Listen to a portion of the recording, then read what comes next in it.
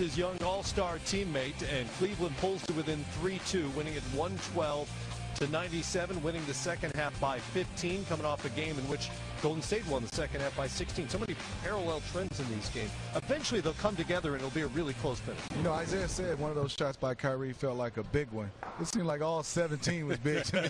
Yeah. Because he was in the groove. He was knocking down shots. He was not knocking down tough shots, but he made it look easy. He had one of those games where he wished he could still be playing right now. It was fantastic for two guys to get 41. But they both were taking turns, and they were in a great rhythm, both guys. And you know what? Last year he missed out, and he's played well so far in this series, but was criticized maybe a little bit after Game 4. But to see him bounce back after maybe a tough game, there was a lot of talk, a lot of noise, and come out here focused, determined, and just hitting tough shot after tough shot. You know, what you love about him is he's constantly attacking, he's constantly probing, a great ball handler, you know, great at getting to the basket, finishing. He found some guys on assist.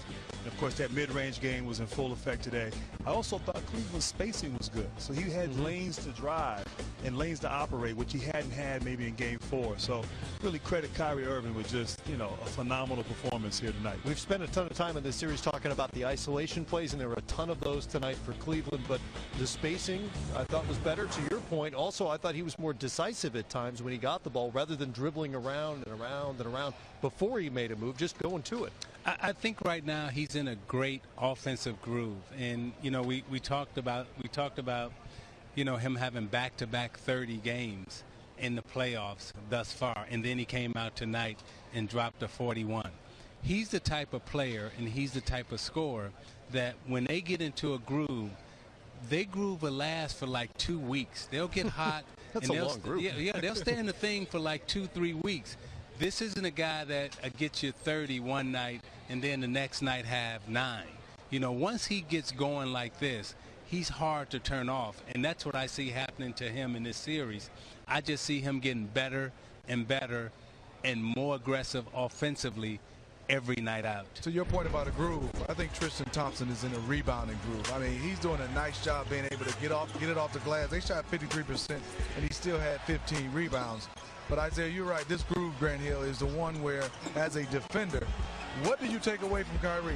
Everything is going well right now. Everything. I mean, I don't know how you can stop him. In Golden State, one of the best perimeter defensive teams.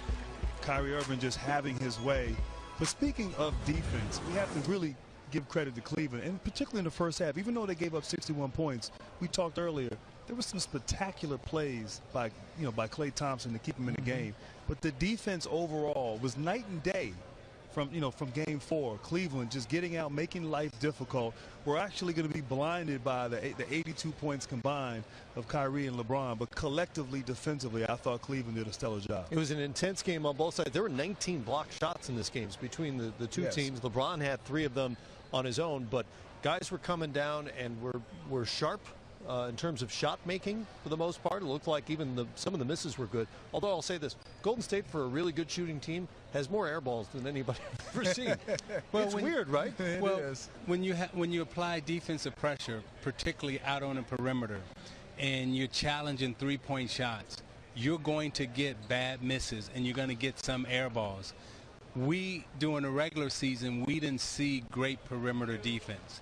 I think as the playoffs have increased, particularly with OKC now in Cleveland, we're seeing perimeter defense being played. Not at a high level, not at an excellent level, but good enough to contest shots and make people have to earn their baskets, and that's what we see. And when you're shooting that far away from the basket, sometimes you're going to have some ugly misses as well as some pretty makes.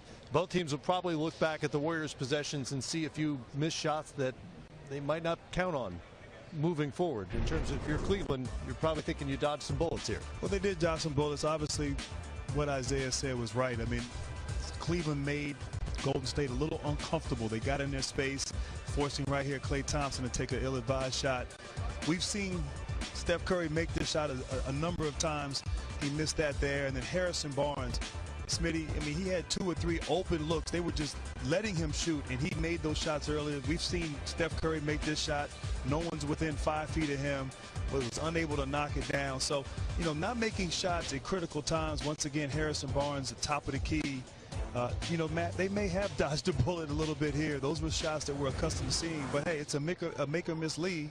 And, they didn't make the shots. They relied too heavily on the perimeter shots. And what you saw from Cleveland, they mixed it up. They mixed it up. They went to the basket. They got to the mid-range. They hit three-pointers. They got to the free throw line. So they didn't live on three-point shooting. They had a more balanced approach offensively. I look at it, Grant, and Harrison Barnes, it looked like he was playing a Draymond Green role in the offense, because every pick and roll, he was a roll and replace at the top. Usually I'm used to Harrison Barnes getting his three-point shots from the break down to the corner.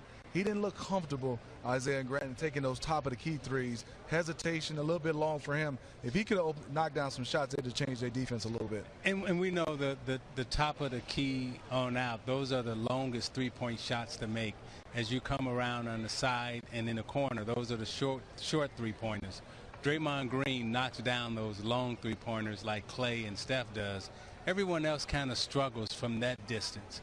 So I thought having Barnes out there, having to take shots from that distance as opposed to taking them on the side or in the corner where he's accustomed to taking those shots, was a little different for him. As far as Draymond Green, you heard Tyronn Lue asked about what difference he might have made tonight. What did you see out there? Well, clearly he would have made a difference. And I said before, Curry may be the unanimous MVP of the league, but Draymond Green is the MVP of the Golden State Warriors. And tonight they missed him. They missed his playmaking. They missed his enthusiasm. They missed his defensive abilities in terms of switching, getting out on screens, and they missed his decision making. When you got Draymond out on the floor, it allows Clay and Steph to play off the ball, and he's such a great passer. He's such a great decision maker. He can put it on the floor. He's really the point guard for this team. He's the point forward. So when you take the brains away, it definitely makes a big difference. Oh, for sure. Isaiah said it best. You're talking about a guy who can push the basketball, and you're Clay and Steph. There's no hesitation. You're not asking for the basketball when you see him have the rebound. You're just getting out and running. And I think with Draymond, to Isaiah's point, and Grant, they would have had 2 or 3 more wide open looks versus being able to rush and play off the dribble. Give those guys credit. They made Steph work for shots tonight. The guy I'm impressed with, even in the loss, is Clay. Absolutely. You're talking about a guy that had to guard, and score. He did that tonight, 37 points, but he just didn't have enough left. They needed Draymond another body. Already down Draymond, then they're down Bogut. Emotionally, obviously they know he's hurt. Tactically, they don't play him a ton of minutes, and Steve Kerr said it may not have affected the game as much, but how big a moment was this for the champs? Well, when you're missing 2 starters, when you lose Draymond on suspension and then you lose Bogut, it just messes up your rotation. It messes up the way you play. It messes up the way you're just accustomed to playing. So there are a lot of adjustments that you can make during the course of the game, but when you're out 2 starters, that's difficult to overcome, especially when you got performances by James and Irving that they had tonight.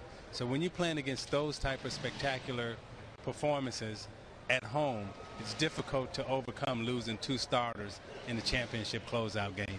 You said it best, Isaiah, because you talk about Bogut and Draymond Green, 2 guys that on the string defensively, they play so well, and you start talking about they start scoring points in the paint after Bogut left. We know Draymond Green is not the shot blocker, but great position, and then both those guys understand how to play off each other. And as you can see, Tristan Thompson, LeBron, and Kyrie, they felt more comfortable going into the lane, getting into the paint. And what I saw is they could pivot, and make a play and not worry about a Bogut coming over or a Draymond Green being able to come over and defensively attack the rim and protect the rim, Grant. Smitty, Steve Kerr just said something telling there. He said, Draymond Green is the communicator and the guy that speaks and talks out there on the floor. And he said right now defensively our defense wasn't good.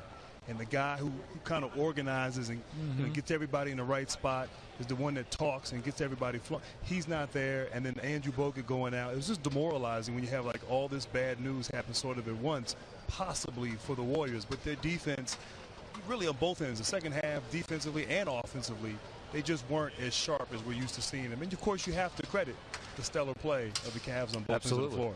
Well, even though Draymond's, 6'7", he's contested more shots at the rim than anybody in this series. And, he is their quarterback defensively and allows them to do so much of what they do.